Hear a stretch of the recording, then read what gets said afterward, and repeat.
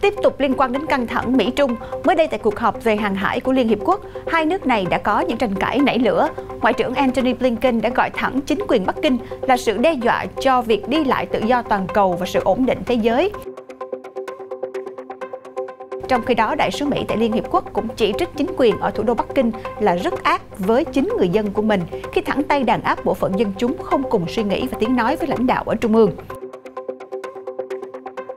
Tại Tây Á, Lầu Năm Góc cảnh báo tình hình Afghanistan đang xấu đi nghiêm trọng. Đại sứ quán nước này cũng hối thúc người dân nhanh chóng trở về nếu không có việc gì quan trọng. Nỗi kinh hoàng về khả năng Taliban trở lại nắm quyền có lẽ đang mờ mờ trở thành hiện thực. Những thông tin đáng chú ý khác, học giả Thổ Nhĩ Kỳ ca ngợi 50 năm quan hệ với Trung Quốc. Bất chấp Covid-19, kinh tế Philippines tăng mạnh trong quý 2 năm nay. Hàn Quốc bắt đầu thử nghiệm giai đoạn 3 của vaccine nội. Báo cáo môi trường Liên Hiệp Quốc nhắc giới hạn đỏ với con người. Đây là bản tin FBNC Thế giới hôm nay.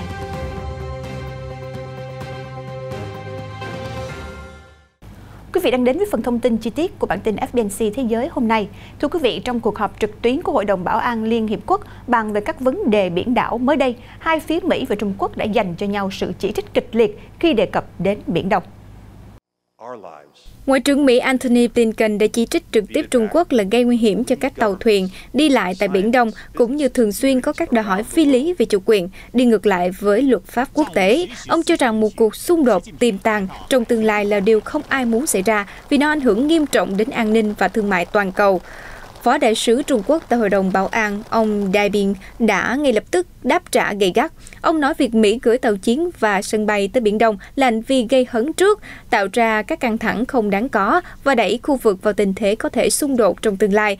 Ông Dai nói Mỹ chính là nguyên nhân lớn nhất gây bất ổn tại các vùng biển trong khu vực.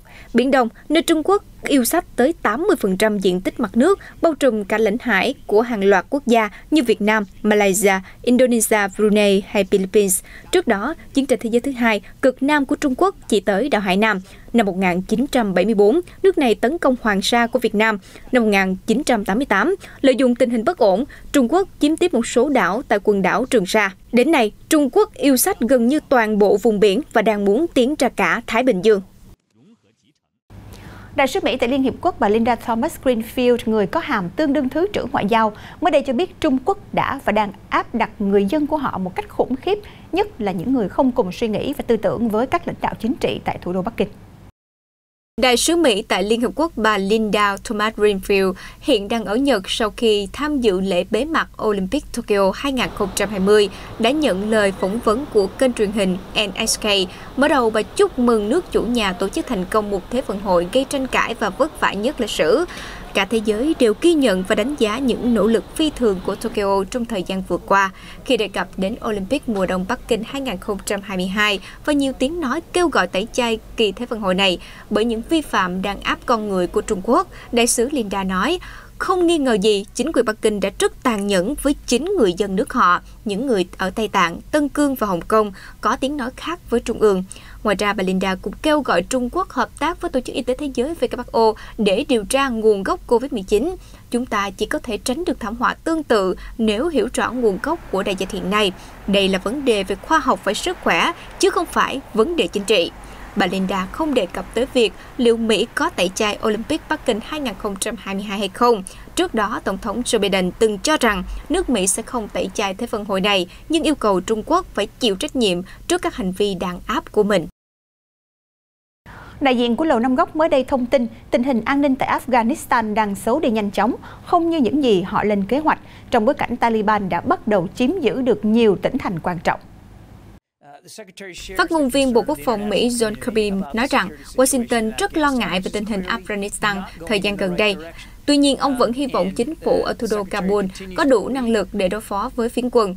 Trong một diễn biến khác, chính phủ Mỹ vẫn quyết tâm rút quân như đúng cam kết trước ngày 11 tháng 9 để trợ giúp lực lượng chính phủ không quân Mỹ vẫn tiến hành các cuộc oanh tạc vào những vị trí của Taliban. Tuy nhiên, câu hỏi lớn đặt ra là sau thời hạn rút quân, Mỹ còn tiến hành oanh kích trợ giúp nữa hay không? Theo học giả Miller từ Trung tâm Nghiên cứu Khủng hoảng Quốc tế, thì hiện nay, dù đối mặt với một số khó khăn, nhưng tham vọng quyền lực của Taliban là rất lớn. Họ xem việc Mỹ rút quân là cơ hội ngàn năm có một để giành lấy quyền lực, thứ mà họ vốn đã sở hữu từ năm 1996 đến năm 2001.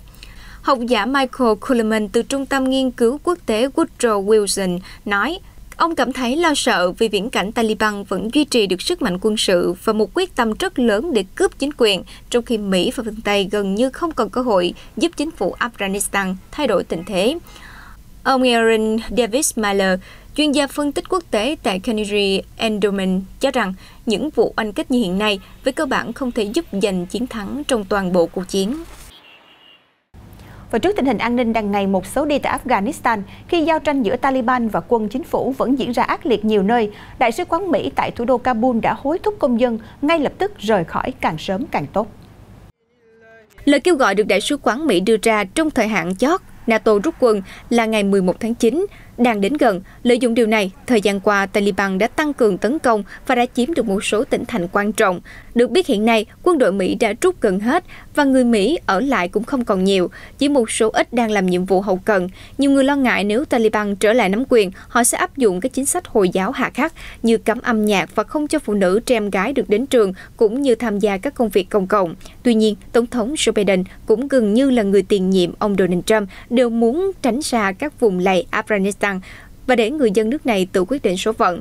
Có lẽ ông đã nhận thấy cách đây hơn 30 năm, Liên bang xã hội chủ nghĩa Xô Viết cũng đã bị mắc kẹt, khiến cho kinh tế kiệt quệ, góp phần làm cho quốc gia lớn nhất thế giới này và toàn bộ khối xã hội chủ nghĩa ở Đông Âu sụp đổ. Hiện nay, rất nhiều cựu binh từng chiến đấu với quân đội Liên Xô vẫn đang phục vụ ở cả hai chiến tuyến, là quân chính phủ và lực lượng Taliban. Theo các chuyên gia, mối đe dọa với nước Mỹ từ lãnh thổ Afghanistan và các lực lượng Taliban hiện đã giảm đi đáng kể và không còn là sự lo ngại lớn nhất với Washington. Chính vì điều này, bất chấp ác mộng Taliban có thể trở lại nắm quyền, thì việc quân Mỹ rút đi vẫn sẽ được tiếp tục. Theo một số nguồn tin, sau cuộc điện đàm giữa Tổng thống Pháp Emmanuel Macron và tân Tổng thống Iran Ebrahim Raisi, Paris sẽ hối thúc Tehran sớm quay lại Hiệp định Hạt nhân 2015 ký giữa nước này và 6 siêu cường gồm Mỹ, Nga, Anh, Pháp, Đức và Trung Quốc. Hiệp định trên ban đầu được xem là giải pháp khả dĩ nhằm kiềm chế chương trình hạt nhân của Iran, tuy nhiên nó bị Israel và chính quyền cựu Tổng thống Donald Trump phản đối kịch liệt. Họ cho rằng hiệp định này chỉ giúp Iran hợp pháp hóa con đường sở hữu vũ khí hạt nhân. Cựu Tổng thống Trump đã rút khỏi hiệp định năm 2017 và áp đặt nhiều biện pháp cấm vận lên Tehran. Hiện nay khó khăn nhất trong việc khôi phục lại thỏa thuận 2015 là ai sẽ có thiện chí trước. Mỹ muốn Iran phải quay lại mức làm giàu uranium như đã cam kết trước đó, cũng như gắn chương trình hạt nhân và chương trình tên lửa vào thỏa thuận, trong khi Iran muốn trước khi bắt đầu bất cứ điều gì, các lệnh cấm vận phải được dỡ bỏ. Canada cùng với Mỹ và Anh mới đây đã áp thêm các lệnh trừng phạt lên chính quyền của Tổng thống Alexander Lukashenko nhằm phản đối sự đàn áp chính trị khốc liệt nhắm vào phe đối lập. Ngoại trưởng Canada Mark Reynolds thông báo các lệnh trừng phạt sẽ nhắm vào các lĩnh vực tài chính ngân hàng của Belarus như giao dịch chứng khoán, chuyển tiền và bảo hiểm. Washington và London cũng đã có thông báo tương tự. Lệnh trừng phạt của ba quốc gia được đưa ra khi Tổng thống Lukashenko kỷ niệm 1 năm ngài được bầu làm lãnh đạo nhiệm kỳ thứ 6 liên tục. Phe đối lập và nhiều quốc gia cho rằng kỳ bầu cử tháng 8 2020 có gian lận. Nhiều cuộc biểu tình đã diễn ra từ thời điểm đó, hàng ngàn người đã bị bắt giam, hành hung và phải sống lưu vong. Ngoại trưởng Canada cho biết từ đó đến nay việc đàn áp chính trị vẫn không chấm dứt nhằm duy trì quyền lực tuyệt đối cho Tổng thống Lukashenko, người đã nắm quyền từ năm 1994 đến nay đã gần 30 năm. Các lệnh trừng phạt của Canada dự kiến sẽ ảnh hưởng tới 72 quan chức và 5 thực thể của Belarus. Đại sứ Canada tại Trung Quốc Dominic Barton mới đây đã lên tiếng phản đối phán quyết của một tòa án của Trung Quốc khi bác đơn kháng cáo và giữ nguyên bản án tử hình đối với công dân Canada Robert Slellenberg với cáo buộc buôn lậu hơn 220 kg chất cấm, đồng thời kêu gọi Trung Quốc khoan hồng cho người này. Trong tuyên bố hôm thứ Ba 10 tháng 8, ông Barton bày tỏ sự quan ngại sâu sắc của Canada về việc Trung Quốc sử dụng án tử hình một cách tùy tiện. Bên cạnh đó, ông Barton cũng cho biết thêm không hề ngẫu nhiên khi Trung Quốc công bố bản án trên đối với ông Schellenberg. Cùng thời điểm phiên tòa xét xử, giám đốc tài chính Huawei là bà Mạnh Vãn Châu đang được diễn ra tại Canada. Đây được xem là động thái nhằm gây áp lực buộc Canada phải trả tự do cho bà Mạnh. Theo hãng tin Reuters, giới chức Trung Quốc đã tuyên án ông Schellenberg 15 năm tù giam vào tháng 11 2018 vì tội buôn lậu chất cấm. Tuy nhiên, người này đột ngột bị xét xử lại và mức án được nâng lên thành án tử hình vào ngày 1 2019, một tháng sau khi bà Mạnh Vãn Chu bị bắt giữ ở Vancouver, Canada với cáo buộc liên quan đến giao dịch với Iran. Sau vụ việc trên đến nay, mối quan hệ giữa Trung Quốc và Canada vẫn đóng băng và chưa có dấu hiệu khả quan hơn. Nhân kỷ niệm 50 năm quan hệ ngoại giao Thổ Nhĩ Kỳ-Trung Quốc, năm 1971, năm 2021, ông Selçuk Kolakoğlu, Giám đốc Trung tâm Nghiên cứu Châu Á-Thái Bình Dương của Thổ Nhĩ Kỳ đã có những lời tán dương mạnh mẽ. Ông nói đã có một sự phát triển bền chặt quan hệ song phương như một quán tính tự nhiên, đặc biệt là trong một thập kỷ qua kể từ khi hai nước thiết lập quan hệ đối tác chiến lược vào năm 2010 với sự hợp tác trên nhiều lĩnh vực, đặc biệt trong 5 năm qua, hiện Trung Quốc đã trở thành bạn hàng lớn và không thể thiếu được của Thổ Nhĩ Kỳ. Ông Kolakoğlu cũng là tác giả cuốn sách Trung Quốc-Thổ Nhĩ Kỳ mối quan hệ chính trị, kinh tế và góc nhìn chiến lược, được phát hành vào tháng Giêng năm nay. Được biết, trao đổi thương mại song phương giữa hai nước đã tăng lên 24 tỷ đô la vào năm 2020 và vẫn tiếp tục tăng trong năm 2021 bất chấp dịch Covid-19. Trước đây, Thổ Nhĩ Kỳ thường chỉ trích Trung Quốc đàn áp người Tân Cương do Duy Ngô Nhĩ là sắc tộc gần với người Thổ, cả phong tục lẫn ngôn ngữ. Tuy nhiên, từ khi phụ thuộc vào Trung Quốc về kinh tế và thương mại tăng lên, Thổ Nhĩ Kỳ đã trở nên im lặng. Các lãnh đạo của Thổ Nhĩ Kỳ cũng đã tiêm vaccine ngừa Covid-19 của Trung Quốc. Bất chấp Covid-19 vẫn đang hoành hành, trong quý 2 2021, kinh tế Philippines đã có mức tăng trưởng ngoạn mục, cao nhất trong 3 thập kỷ qua. Cụ thể, GDP đã cao hơn 11,8% so với một năm trước đó. Điều này giúp Philippines ra khỏi tình trạng suy thoái sau 5 quý suy giảm liên tục. Trước đó, các chuyên gia dự báo trong quý 2, kinh tế Philippines sẽ có thể tăng trưởng 10%. Tuy nhiên, điều này cũng chưa thực sự đáng mừng. Vì nếu so với quý 1 thì GDP chỉ tăng trưởng 0,3%, động lực đi lên trong quý 2 được cho là đến từ việc tiêu thụ các mặt hàng trong nhà tăng 7,2%, sản xuất công nghiệp tăng 20,8% và lĩnh vực dịch vụ tăng 9,6%. Trong khi đó, kinh tế nông nghiệp, lâm nghiệp và ngư nghiệp giảm nhẹ 0,1%.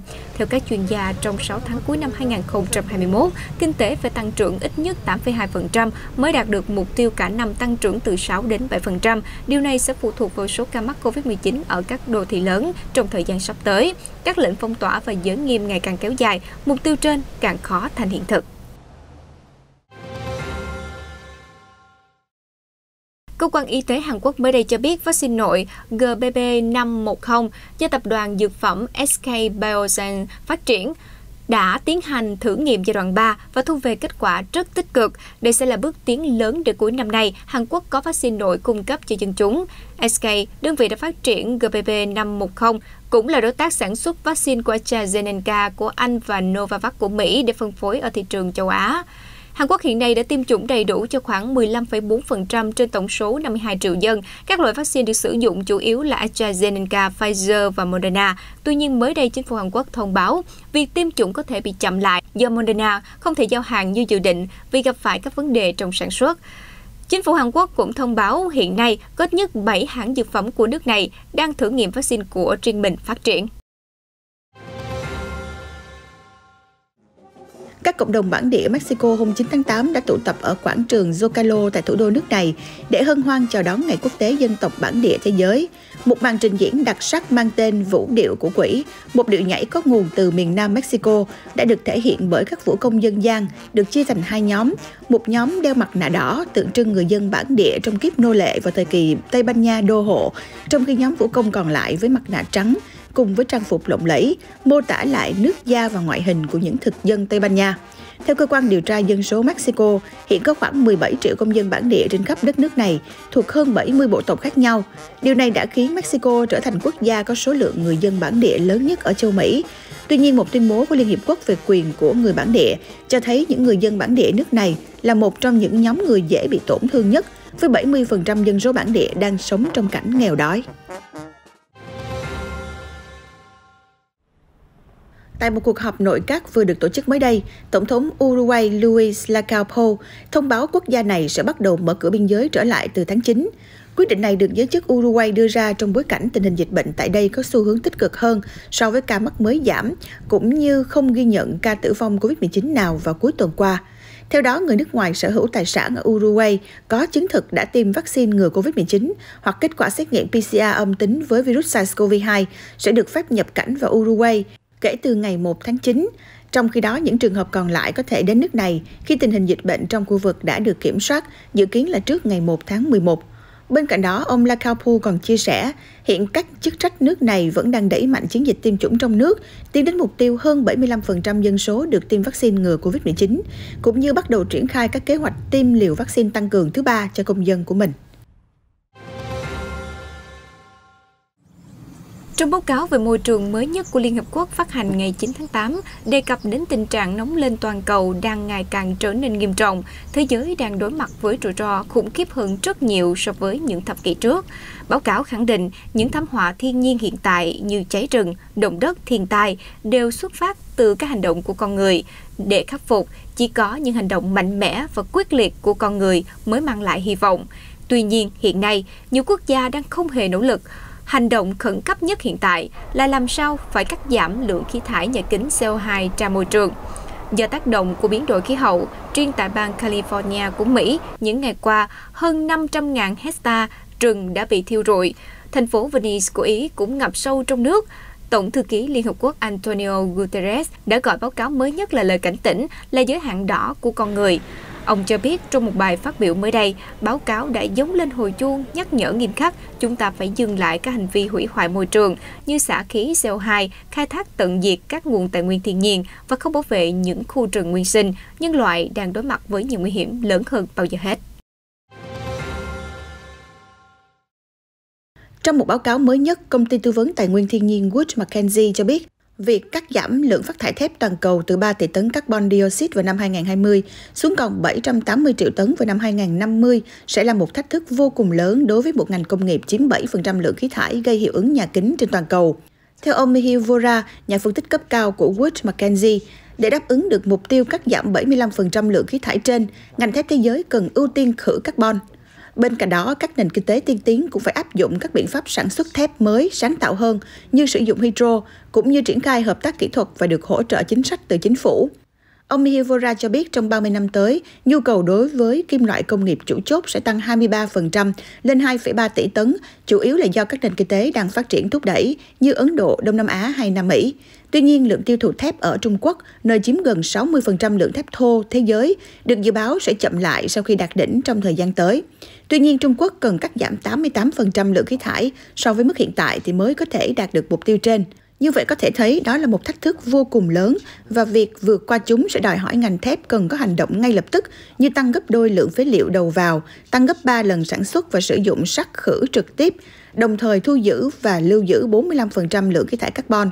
Ngoài ra, ngành thép cũng cần giảm cường độ phát thải của các lò điện hồ quang trên toàn cầu xuống còn 70% và 30% đối với lò oxy cơ bản so với mức hiện tại. Trước thảm họa cháy rừng đang lan rộng ở khắp khu vực Hy Lạp, Thủ tướng Kyriakos Mitsotakis mới đây đã lên tiếng công bố khoản ngân sách bổ sung trị giá 500 triệu euro nhằm tăng cường hỗ trợ việc cứu trợ cũng như phục hồi những khu rừng bị tàn phá và bồi thường cho những người bị thiệt hại nhà cửa và tài sản do cháy rừng.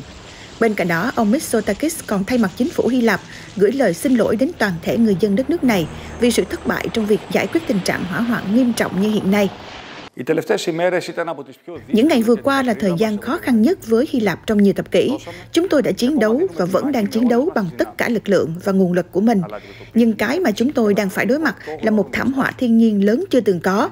Chỉ trong vài ngày, gần 600 đám cháy đã bùng phát ở tất cả các khu vực của đất nước do thời tiết nắng nóng kỷ lục cùng với hạn hán kéo dài nhiều tháng, nên rất khó để có thể dập tắt hỏa hoạn. Đến nay, các lực lượng chức năng cùng với người dân Hy Lạp vẫn phải oằn mình đối phó với tình trạng cháy rừng khi quốc gia này trải qua đợt nắng tồi tệ nhất trong 30 năm qua. Các quốc gia châu Âu cũng đã điều động khoảng 1.000 lính cứu hỏa, cùng hàng trăm phương tiện đến Hy Lạp để hỗ trợ nỗ lực dập lửa. Lực lượng chức năng Anh hôm 10 tháng 8 vẫn tiếp tục nỗ lực khắc phục sự cố kỹ thuật xảy ra trước đó một ngày tại cầu tháp London, khiến tình trạng giao thông hai bên bờ sông Thames bị tắc nghẽn nghiêm trọng. Cảnh sát London khuyến cáo người đi bộ cũng như các phương tiện nên di chuyển hướng khác và tránh đi qua cầu tháp. Đại diện City of London, công ty sở hữu cây cầu, cho biết cầu tháp bị kẹt cứng ở vị trí nâng lên từ chiều ngày 9 tháng 8 theo giờ địa phương, khi đang nâng 2 nhịp cầu để mở lối cho tàu Tenacious đi qua. Đây là lần thứ 2 trong năm qua cầu tháp London gặp sự cố. Hiện cơ quan chức năng Anh đang tiến hành điều tra làm rõ nguyên nhân vụ việc. Trước đó vào tháng 8 2020, công trình 127 năm tuổi này cũng gặp sự cố tương tự, buộc phải tạm dừng hoạt động trong một ngày, khiến giao thông tại đây rơi vào hỗn loạn. Cầu tháp London được xây dựng từ thời Victoria, là một biểu tượng gắn liền với thủ đô của Anh và nằm trong danh sách những cây cầu đẹp nhất thế giới. Đây là công trình cầu treo kết hợp với cầu cất nhịp bắc qua sông Thames, được đưa vào hoạt động từ năm 1894 sau 8 năm xây dựng. Trung bình mỗi năm cầu được nâng lên để các tàu lớn qua lại, khoảng 800 lần với thời gian được sắp xếp trước ít nhất 24 giờ đồng hồ. Mirante do Val, một tòa nhà cao ở Sao Paulo, Brazil mới đây đã ra mắt bệ kính quan sát ở tầng 42, được gọi là bầu trời Sampa, một địa điểm đến mà khách tham quan có thể ngắm nhìn toàn cảnh thành phố từ trên cao.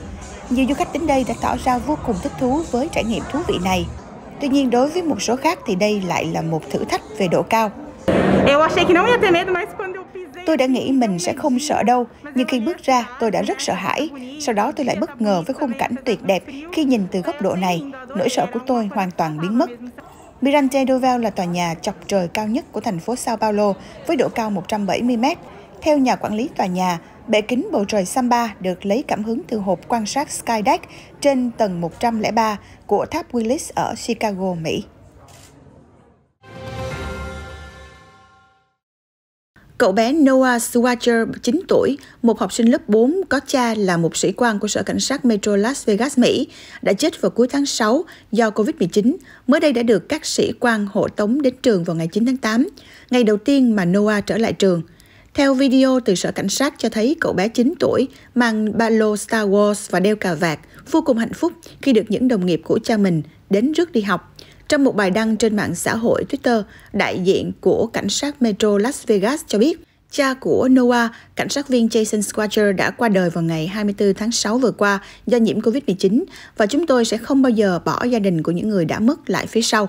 Bên cạnh đó, họ còn cho biết Noah mong muốn trở thành cảnh sát trưởng vào một ngày nào đó trong tương lai và họ sẽ luôn đồng hành cùng với cậu bé trong suốt hành trình này. Vào ngày hôm qua 10 tháng 8, nhân ngày sư tử thế giới, vườn thú London, Anh đã thiết đãi con sư tử cái mới nhất của mình bằng một bữa sáng vô cùng đặc biệt. Theo hình ảnh từ video được hãng tin Reuters đăng tải, con vật 4 tuổi này tên là Aria đã có khoảng thời gian chơi đùa cùng với những quả cầu màu xanh có dòng chữ Lion Trust. Người trông coi cho biết con sư tử cái đến vườn thú vào tháng 4 vừa qua là một phần nằm trong chương trình phối giống quốc tế với mục đích bảo tồn các giống có nguy cơ tuyệt chủng. Ngày sư tử thế giới được tổ chức hàng năm vào 10 tháng 8 như một chiến dịch độc lập nhằm nâng cao nhận thức về việc bảo tồn loài vật này trên toàn thế giới.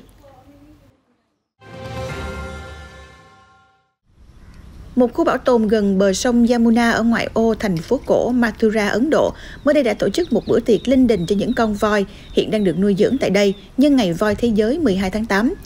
Theo hình ảnh được đăng tải, những chú voi đã vô cùng thích thú với bữa tiệc gồm các loại trái cây và rau củ yêu thích của chúng. Các nhà bảo tồn cho biết 28 con voi đều được giải cứu khỏi rạp xiếc và đền thờ ở Ấn Độ. Hầu hết trong số chúng đều bị bệnh mãn tính và nhiều bệnh khác do bị lạm dụng trong điều kiện nuôi nhốt suốt thời gian dài, từ nhiễm trùng da, đục thủy tinh thể, mù lòa hay đau khớp. Hiện số lượng loài voi đang suy giảm một cách nhanh chóng vì nhiều nguyên nhân khác nhau như nạn săn bắt hay bắt chúng khỏi môi trường tự nhiên. 28 con voi đang ở trung tâm đều bị bắt trộm từ khi chúng còn nhỏ và chúng đã bị huấn luyện một cách dã man. Tại Ấn Độ, voi là một phần quan trọng trong nền văn hóa và thường được thấy trong các lễ hội hay đám rước ở các khu vực miền Nam của quốc gia này. Bên cạnh đó, chúng cũng được sử dụng để thu hút khách du lịch tại một số địa điểm tham quan ở các tỉnh miền Bắc và miền Tây Ấn Độ.